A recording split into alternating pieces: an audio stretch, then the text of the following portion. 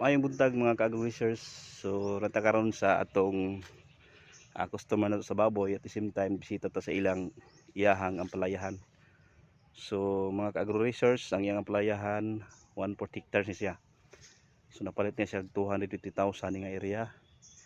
And then before basakan ni siya, i-convert niya into gulayan into ampalayahan. Kaya maglisod naman siya og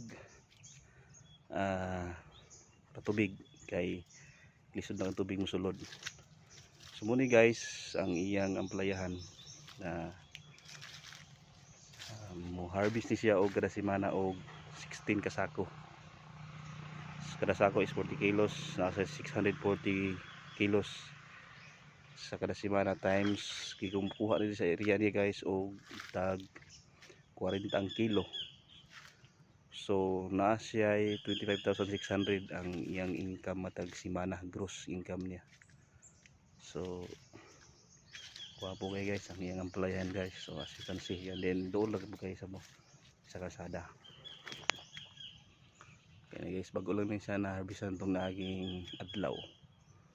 So 16 kasako ang na-harvest ani sa iyang 1/4 hectares ng ampalayahan. So gross siya og 25,600 ang iyang gross every week. Every week guys kung sila harvest diri.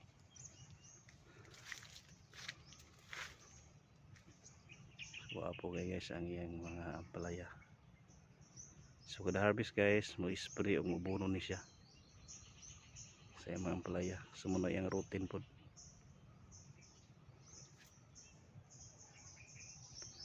So nasa doble ang income guys, nagbuhi siya baboy, nag-anay siya o nagnanom po siya ampalaya. So hindi naman siya magamit as rice field nga area 1/4 hectares. So iya karong gi amplayahan. So mga na guys ang mga buyer man na diri sa yung amplayahan ang mga buyer.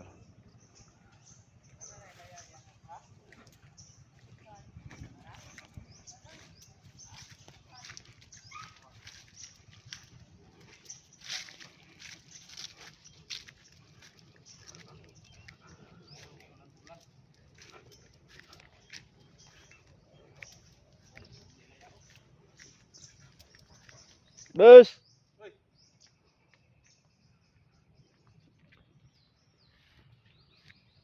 Labi na sa gula ginamos di ba?